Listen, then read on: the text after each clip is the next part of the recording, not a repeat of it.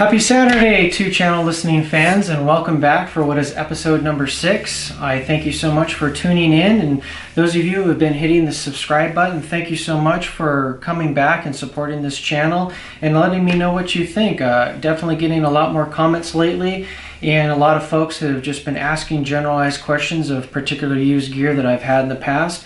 I really do appreciate that. I do anything I can to help you guys, and basically I'm here to share the experiences that I've had with two-channel listening and music playback appreciation in general. So I'm your host Jason, and I am a used gear reviewer. For episode number 6 this week, I have what's probably a lesser known brand to the United States folks. I have with me the Fyne Audio F501 Floorstanding speakers.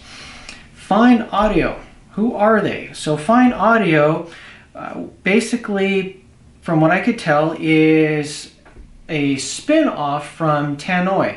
When I first saw these speakers, I thought it was actually a new Tannoy design, and I started to look into who they were. A couple of engineers who worked at Tannoy for several years, they, for whatever reason, don't know, but they decided to do a spin-off company, and they're making very similar looking speakers that are under the Fyne Audio moniker.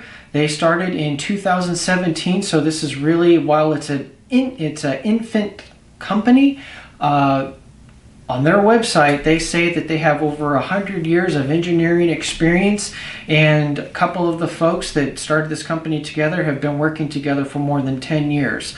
So yeah, pretty interesting little spin-off that they got going on.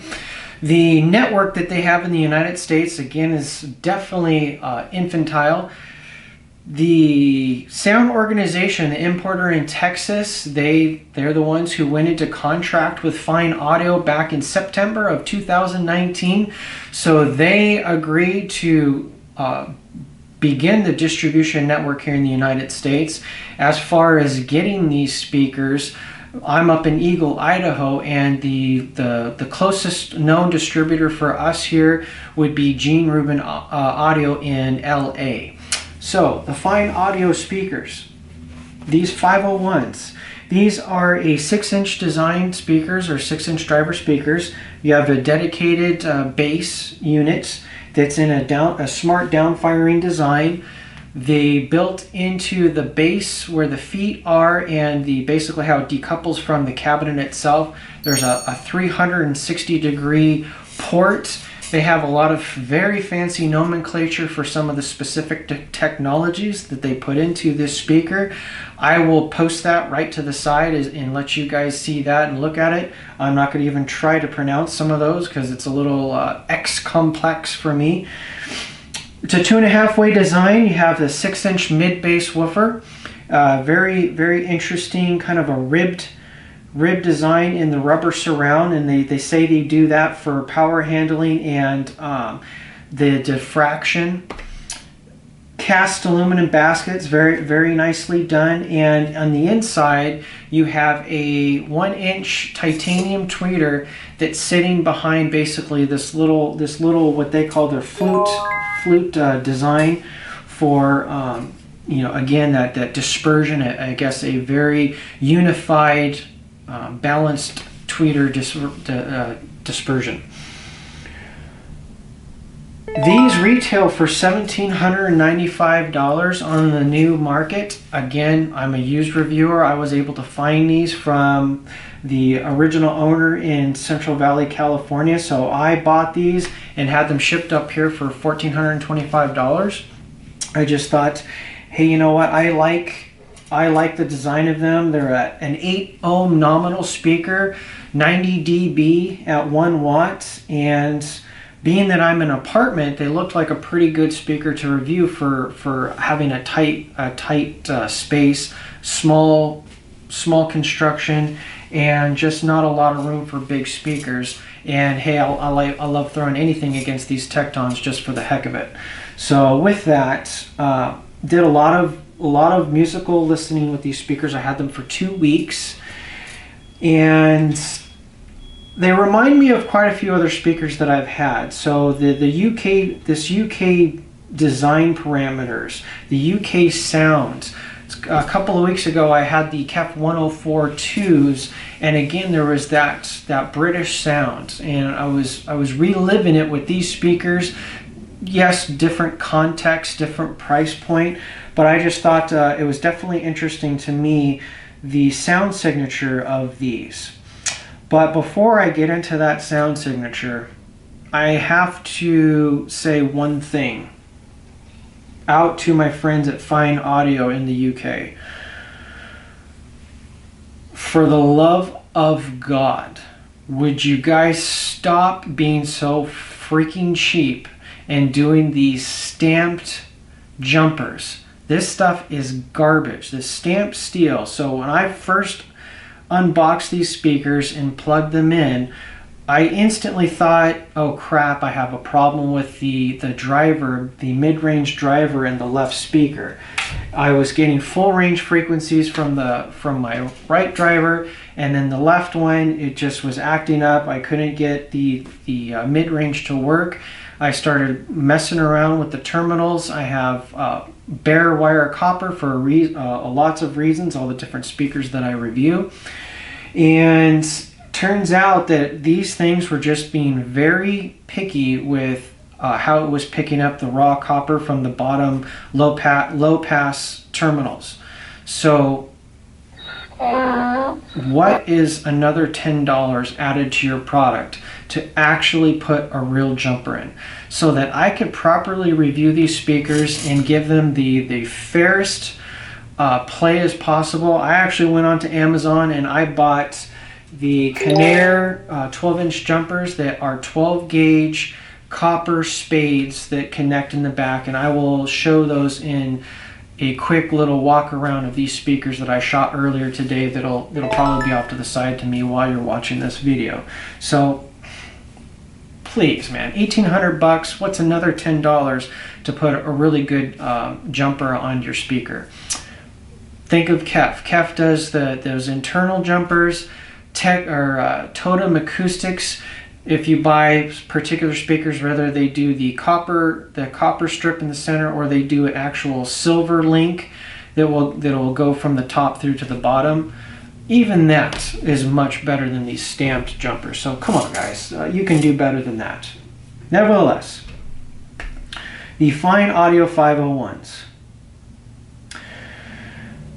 I want to be fair to every speaker that I have in here, and since I am a major proponent of buying used gear, I have to have several caveats, and I want to make sure that with my viewers, you understand that I am forthwith appropriately honest as possible.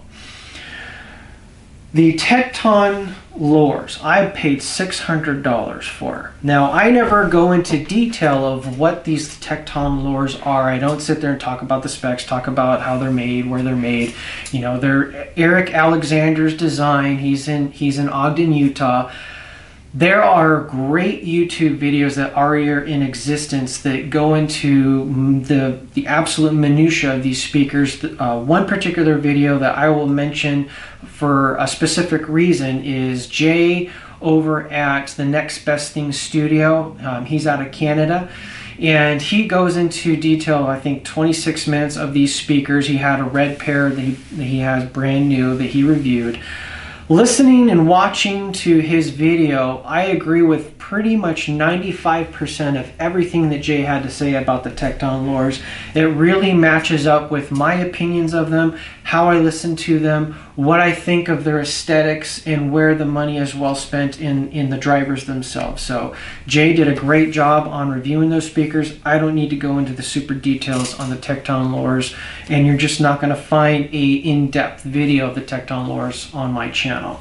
But nevertheless, they're my base level speakers. They will be what I'm going to put up against anything that comes into my room, be it vintage or something that's almost brand new like these Fyne Audios. So I purchased these from the original owner for $1,425, shipped up to Eagle, Idaho. And so that's the context of this listening. This is a distribution mass-produced product.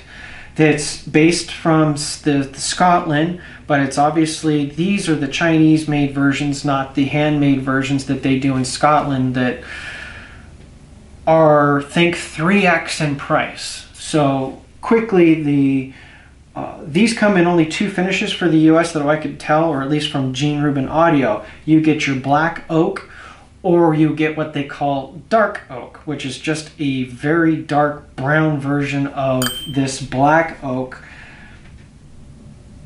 You know, whatever at that point, right? What does it matter? Go with black.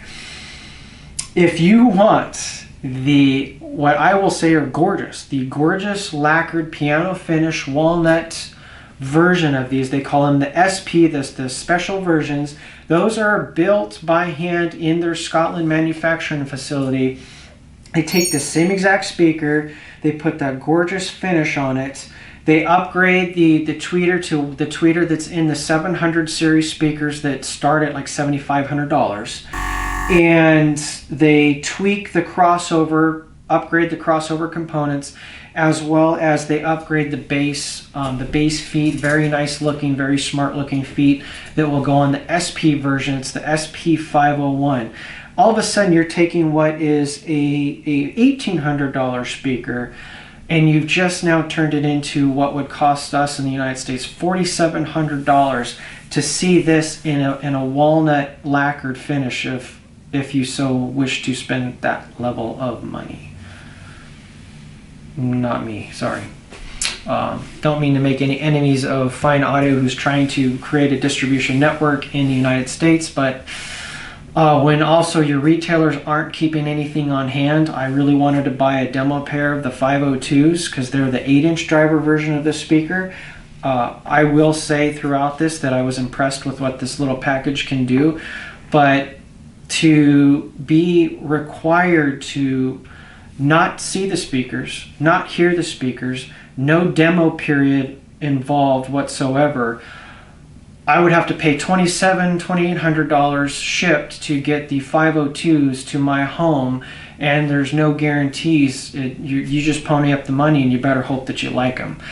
That's a really tough business model right now in the United States, guys, especially with being locked down in COVID and people can't get out, they can't test things. You might want to reinvest in that network and have your dealers actually buy some product to have at the stores and have some, you know, kind of demo programs. It's amazing how a lot of the direct distributors will do 30-day, 60-day, some do 45-day in-home trials. A lot of the Canadian direct marketing will do those 45 to 60-day in-home trials. If you want people to, you know, proselytize and get out there and say what a great product you have, you gotta be able to let them try it and not just go all in with all that money and expect and hope for the best. So anyway, you know, I'm kind of ranting, absolutely ranting for you guys. Sorry about that, my apologies. The listening, what do they sound like? Very impressed. For what they are, very impressed with how much sound they produce. So I've been lucky to own lots of more of the entry-level speakers from other designs. I've had some BMWs, I've had some monitor audios, I've had the clips, I've had the entry-level home theater clips, I've had RC62s, I've had RX8 silvers. These particular speakers remind me a lot of monitor audio. I'm gonna say that.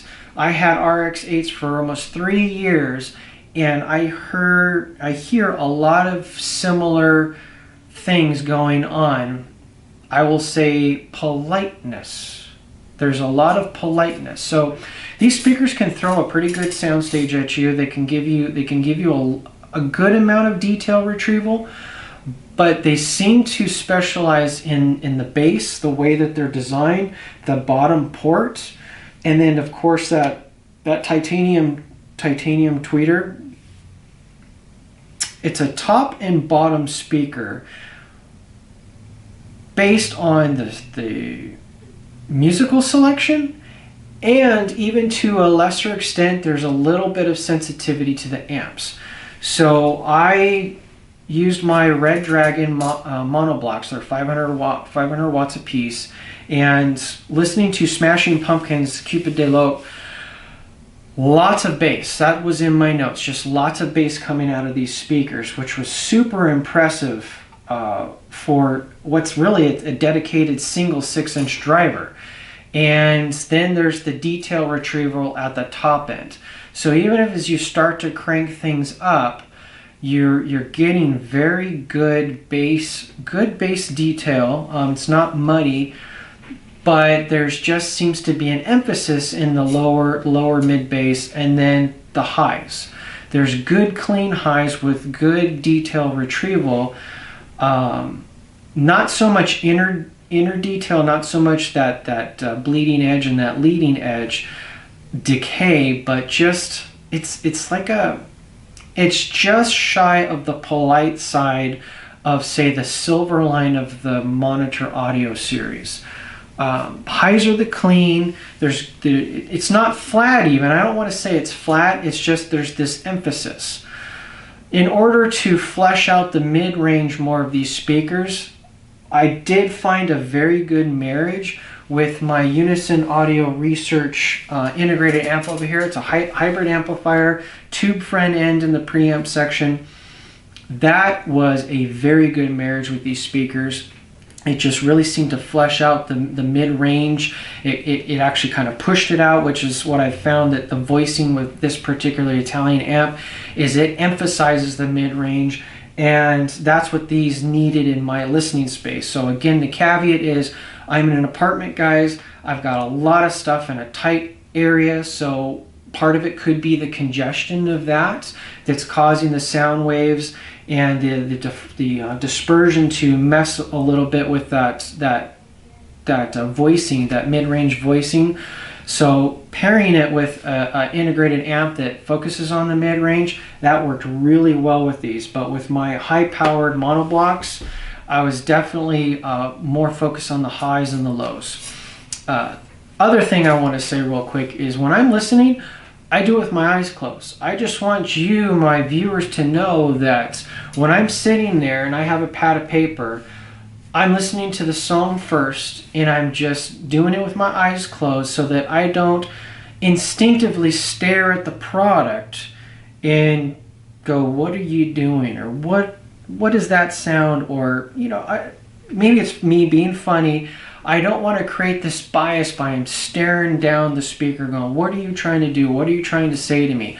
I want to be open. I want to lay back, keep my eyes closed and go, what am I hearing? What did I just hear? Where did that come from? What does that sound like? And that's how I review. I keep my eyes closed, and then after I'll write my notes down and then think about it and go back to what the next speaker is or do what the next song is. So Lindi Ortega. When I was listening to Lindi Ortega, she's an interesting kind of folksy, rockabilly, country singer.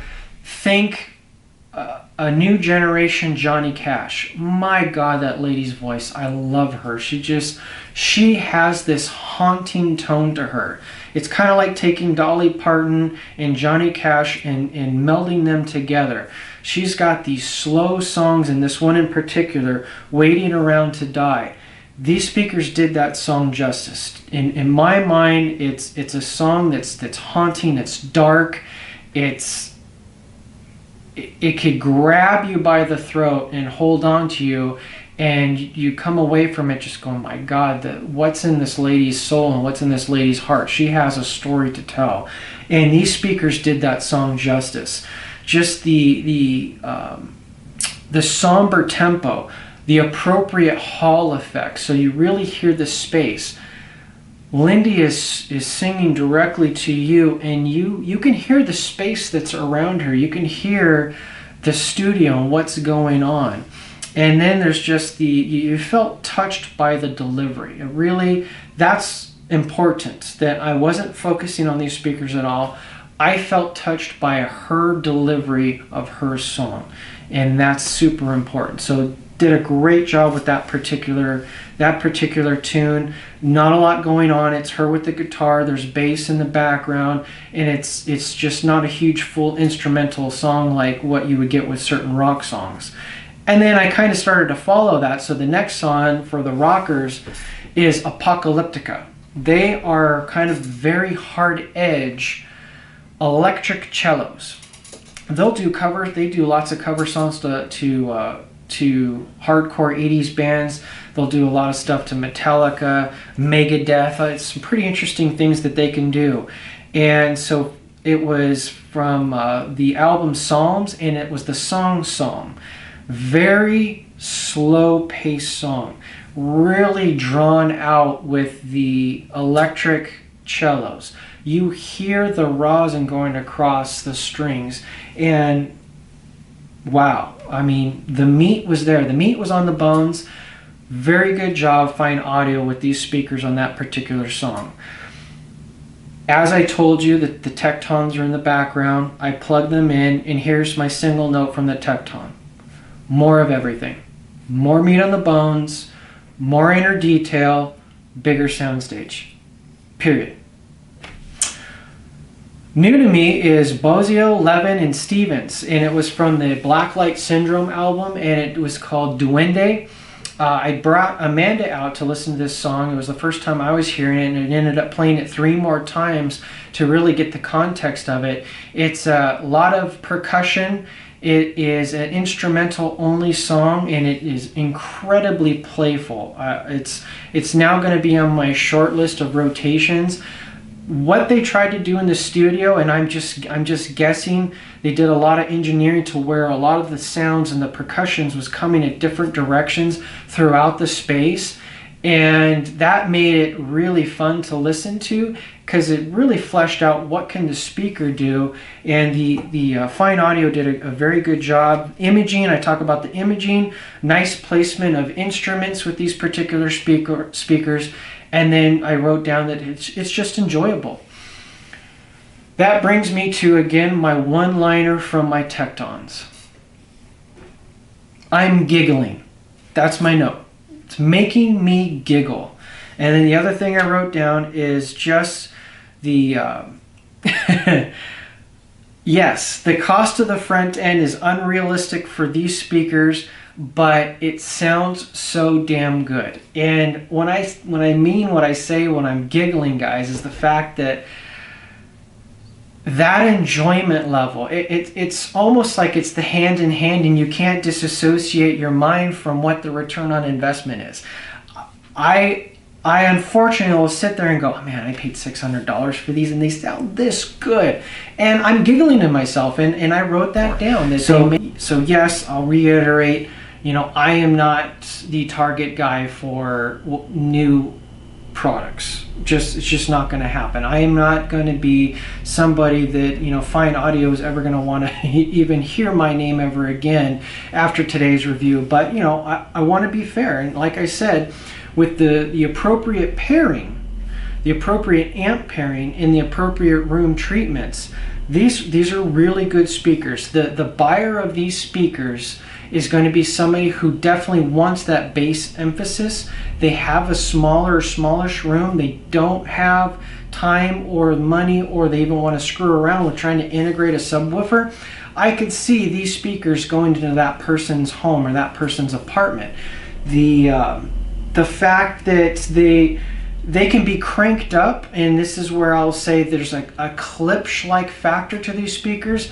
They have a very good efficiency rating. You can crank these suckers up and your ears aren't going to bleed. They will definitely play loud and they're going to give you 90% of everything's there that's to be had in your front end gear. And that's, you know, I think that's fair for what you're paying for. So, you know, are there other choices? You can always spend more money, but with patience, you could also do better pairings. So for these, not the best mix with the 500 watt Dragon monoblock Class Ds. Good moderate powered tube amp, or a very good integrated that fleshes out that mid range. Good speakers for that. I mean, I would say that that's what you would want to go for. Last piece. The last piece I wish to share on closing with this video. I want to be always transparent with my viewers. Even if you were to buy every single piece of gear that I have behind me, I will guarantee you that in your room it is not going to sound the same. It is just a fact. So when I say yes or no, these speakers stay, these speakers go, I prefer this or I prefer that, and I prefer that with this particular gear or that particular gear, at the end of the day you have to sit back and take this with a grain of salt, that my preferences and what I listen to is also predicated on the gear in the room environment, the room acoustics. That still, no matter what you do, plays the biggest role in your sound. Your room with your furniture is always going to be the biggest wild card of how your music is reproduced and what you're listening to. Be it the reflections, be it the interference with this of what your ghost center channel is going to be like. It's just you can't do much about that except for those lucky few out there that are able to set up a dedicated sound room with all the acoustic treatments and to have nothing in the center of their speakers. This is my apartment, guys, and I have to put all this gear behind me because what you don't see is I've got shit everywhere. And so I make the best of it, but I also keep in my mind that I know that there's other pieces that are contributing to the factor of what I'm hearing back. So even if you had everything that I have, you're not going to hear this exactly the same way I hear it. Your room's not going to be the same as my room. And at the end of the day, the preferences of what I like are probably not going to be the same preferences as what you like. So there you go. Next week, my good friend Dave Drzycki at Authentic Audio, he's lent me his 100% refurbished Teledyne AR12 three-way, not very bookshelf speakers. I'm going to have a lot of fun listening to those. He redid the cabinets, redid the drivers, brought them back up to as close to OEM as possible. I can't wait to pit those against the Tektons and definitely see what that next level Teledyne sound is going to be like, because I actually had a pair of AR9 LSs before I moved into this apartment, and I'm probably already 100% regretting that I sold those and didn't put them into storage, as much as that would have been a travesty in of itself. So, to channel listeners, thank you for tuning in. I appreciate you hitting the subscribe button. I appreciate the like clicks, and above all else, feedback. What's working well for you? What have been your preferences over the years? And if there's any particular gear that I should put on my short list that you'd like to suggest to me, hey man, I'm all for it. Let me know what your preferred listening space has in it. I would appreciate it. So until next time, until next Saturday, I thank you for tuning in. You guys have a wonderful